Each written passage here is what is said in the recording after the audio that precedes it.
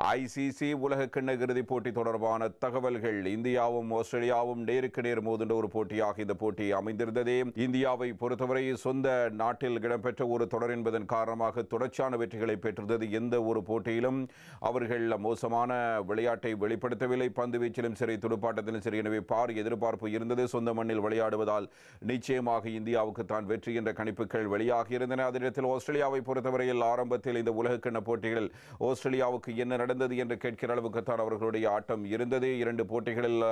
முதல் இரண்டு போட்டிகளிலுமே தோல்வி. அதிலிருந்து மீண்டு வந்த ஆஸ்திரேலிய அணி மிக சிறப்பாக செயற்பட்டு இறுதிப் போட்டி வரை வந்திருந்தது. எனவே இறுதிப் போட்டி வரை வந்த அணி கடைசியில் அவர்களுடைய ஒரு முயற்சி இருக்கிறது. இறுதிப் போட்டிகளின் பொழுது எந்த ஒரு கட்டத்திலும் ஆஸ்திரேலியா தன்னுடைய இயல்பான செயற்பாடுகளை விட்டுக் கொடுக்காத நேரத்தில் கிரிக்கெட்டை பொறுத்தவரையில் அவர்கள் மிக முக்கியமாக எந்த ஒரு கட்டத்திலும் கிண்ணத்தை விட்டுவிடுவதில்லை என்பதில் குறியாக இருப்பார்கள். எனவே இறுதிப் போட்டியின் பொழுது அவர்கள் எவ்வளவு சவாலான விடயமாக இருந்தாலும் அதை கச்சிதமாக பிடிப்பதில் கெட்டிக்காரர்கள் என்பதை நேற்றைய தினம் மீண்டும் நிரூபித்திருக்கிறார்கள். நேற்றைய போட்டியின் முடிவுகளை வைத்து நாங்கள் பார்க்கின்ற பொழுது ஆஸ்திரேலிய அணியினுடைய தலைவர் பேட் கமின்ஸ் ஒரு வரலாற்று சாதனையை படைத்திருக்கிறார். அதில் பிரதானமாக அவருடைய சாதனையாக அமைந்திருப்பது ஒரே வருடத்தில் சுவீகரித்த முதலாவது நாடு. என்ன சாதனை என்றால் உலகக்கிண்ண ஒரு நாள் கிரிக்கெட் போட்டி, அதற்கு டெஸ்ட் சாம்பியன்ஷிப் ஆகிய இரண்டுகளிலும் இந்தியாவை தோற்கடித்தவர் சாதித்திருக்கிறார். எனவே ஐசிசி ட்ரோஃபிகள் இரண்டினை வென்றதில் இப்பொழுது பேட் கமின்ஸுக்கு முக்கியம் இருக்கிறது. அவ்வாறு வென்ற ஒரே தலைவர் இந்திய அணியின் முன்னாள் தலைவர் மகேந்திர சிங் தோனி என்பது குறிப்பிடத்தக்கது. எனவே இப்பொழுது பேட் கமின்ஸுக்கு இருக்கிறது T20 உலகக்கிண்ணத்தை வெற்றி கொள்வது மட்டுமே. அப்போது இருந்தால் அந்த சாதனை சமப்படுத்தப்படும் என்பதை நாங்கள் பார்க்கலாம். இவ்வாறான ஒரு நிலையில் நேற்றைய தினம் 6 விக்கெட்டுகளினால் ஆஸ்திரேலிய அணி வெற்றி பெற்று 6வது தடவையாகவும் உலக ஒருநாள் சாம்பியனாக மாறியிருக்கிறது. இதே நேரத்தில் லீக் சுற்றில் இந்தியாவிடம் அடைந்த தோல்வி இந்த வெற்றியின் மூலம் ஆஸ்திரேலியா நிவர்த்தி செய்திருக்கிறது. பாரத மண்ணில் நடைபெற்று வந்த 13வது உலகக்கிண்ண கிரிக்கெட் அத்தியாயத்தில் அரையிறுதி வரை வெற்றி நடை போட்டு வந்த இந்தியாவுக்கு இந்த தோல்வி பெரும் அதிர்ச்சியையும் ஆத்திரத்தையும் கொடுத்திருக்கிறது. இந்திய ரசிகர்களின் முகங்கள் கவலையில் சோர்ந்து போயிருந்ததை நாம் பார்க்கக்கூடியதாக இருக்கிறது. முதலில் துடுப்படுத்தாடிய இந்திய அணியினை பொறுத்தவரையில் இந்திய அணி மிக முக்கியமாக பல எதிர்பார்த்த வீரர்கள் சிறப்பான முறையில் செயற்படவில்லை என்பதை நாங்கள் பார்க்கலாம்.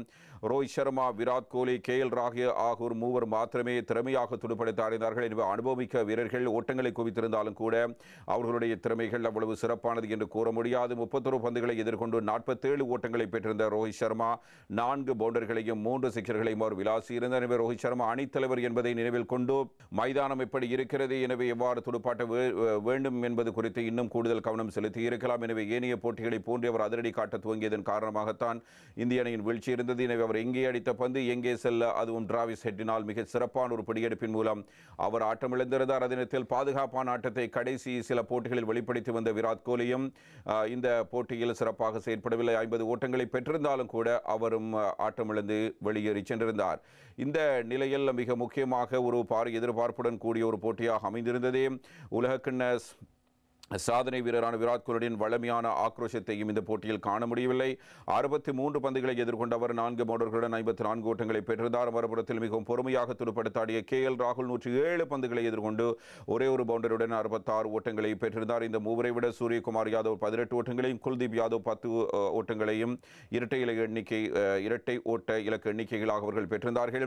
ஆஸ்திரேலியாவை பொறுத்தவரையில் ஆஸ்திரேலியாவுக்கு இது ஒரு மிக முக்கியமான ஒரு இலக்கு என்று நாங்கள் சொல்ல முடியாது. ஆஸ்திரேலிய அணியின் ஆரம்ப துடுப்பாட்ட வீரர்கள் சிறப்பாக செயற்படாவிட்டாலும் கூட பும்ரா வீசிய முதலாவது பந்து டேவிட் வார்னரின் துடுப்பை உராய்ந்து வந்த போது ஸ்லிப் நிலையில் இருந்த விராட் கோலி அந்த கேட்சினை தவறவிட்டிருந்தார், பிடியெடுப்பினை தவறவிட்டிருந்தார். அதற்கு பிறகு இன்னும் ஒரு பந்து முகமது ஷமியிடமிருந்து வருகிறது. அந்த பிடியினை விராட் கோலினால் எடுக்க முடிந்ததன் மூலம் வார்னர் ஆட்டமிழந்திருந்தார். இதே நேரத்தில் வார்னரை தொடர்ந்து மிச்சல் மார்ஷ் 27 ஓட்டங்களில் ஆட்டமிழந்தார். அதே நேரத்தில் ஆஸ்திரேலிய அணிக்கு என்ன நடக்கப் போகிறது, இந்திய அணி வெற்றியை தன் பக்கம் திருப்பிக் கொள்ளுமோ என்கிற ஒரு எதிர்பார்ப்பும் இருந்தது. ஆனாலும் கூட டிராவிஸ் ஹெட், மானுஷ் லபுஷன் ஆகிய இருவரும் 4வது விக்கெட்டுக்காக 192 ஓட்டங்களை பகிர்ந்து ஆஸ்திரேலியா உலக சாம்பியன் ஆகுவதற்கு உறுதி செய்திருந்தது. உலகக்கிண்ண இறுதியாட்ட வரலாற்றில் அதிசிறந்த இணைப்பாட்டம் இதுவாகவே அமைகிறது. 2007 இலங்கைக்கு எதிரான இறுதிப் போட்டியில் அடம் கில்கிறிஸ்ட், மேத்யூ ஹேடன் ஆகியோர் ஆரம்ப விக்கெட்டில் பகிர்ந்து 172 ஓட்டங்களை இதற்கு முன்னர் பதிவான அதிசிறந்த இணைப்பாட்டமாக இருந்தது. அரையிறுதிப் போட்டியில் அசத்திய டிராவிஸ் டிராவிஸ் ஹெட் இந்த போட்டியிலும் திறமையாக துடுப்படுத்தாடி அபார சதம் குவித்து தொடர்ச்சியாக இரண்டாவது தடவையாக ஆட்டநாயகனாக தெரிவாகியிருந்தார். உலக டெஸ்ட் சாம்பியன்ஷிப் இறுதிப் போட்டியிலும் டிராவிஸ் ஹெட் ஆட்டநாயகனாக தெரிவாகி இருந்தவை முக்கியமானது. எனவே டிராவிஸ் ஹெட் தான் இந்தியாவுக்கு மிகப்பெரிய தலைவலியாக மாறியிருந்தார். 120 பந்துகளை எதிர்கொண்ட டிராவிஸ் ஹெட் 15 பவுண்டரிகள் 4 சிக்கர்கள் உட்பட 137 ஓட்டங்களை அவரால் குவிக்க முடிந்திருந்தது. ஆனால் ஒட்டுமொத்தமாக டிராவிஸ் குவித்த பவுண்டரிகளையோ சிக்சர்களை கூட இந்திய அணியினால் சுவீகரிக்க முடியவில்லை. இந்தியாவினால் 13 பவுண்டரிகளையும் 3 சிக்சர்களை மாத்திரமே பெற்றுக் கொடுக்கக்கூடியதாக இருந்தது. அந்த 3 சிக்சர்களும் ரோஹித் சர்மாவினால் விளாசப்பட்டு வேறு எந்த வீரருமே ஒரு சிக்சரை கூட அடிக்கவில்லை. எனவே சிக்சராக சிக்சர் மழை பொழிந்திருந்த இந்திய வீரர்களுக்கு என்ன நடந்தது என்ற கேள்வி இதன் மூலம் எழுகிறது.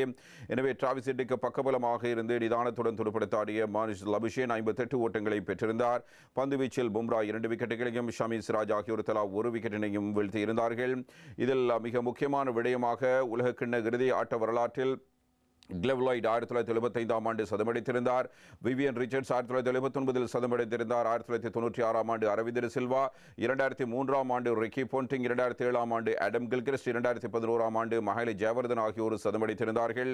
இவ்வாறான நிலையில் நேற்றைய போட்டியில் டிராவிஸ் ஹெட் இவ்வாறு சதம் விளாசியிருந்தமை குறிப்பிடத்தக்கது. போட்டியின் ஆட்ட நாயகனாகவும் டிராவிஸ் ஹெட் தெரிவாகியிருந்தார். தொடர் நாயகனாக 700க்கும் மேற்பட்ட ஓட்டங்களை குவித்திருந்த விராட் கோலி தெரிவு செய்யப்பட்டார் என்பது முக்கியமானது.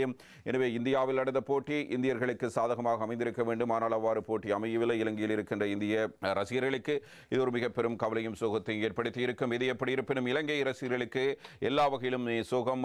உலகக்கிண்ண தொடரின் பொழுது இலங்கை அணி சிறப்பாக செயற்படவில்லை என்பது ஒரு பக்கம். அதே நேரத்தில் இலங்கை கிரிக்கெட்டுக்குள் இருக்கிற அரசியல் இன்னும் ஒரு பக்கம். இன்றைய தினம் பிரதான தலைப்புச் செய்தியாக அமைகிற செய்திகள் அவையாகவே அமைகின்றன.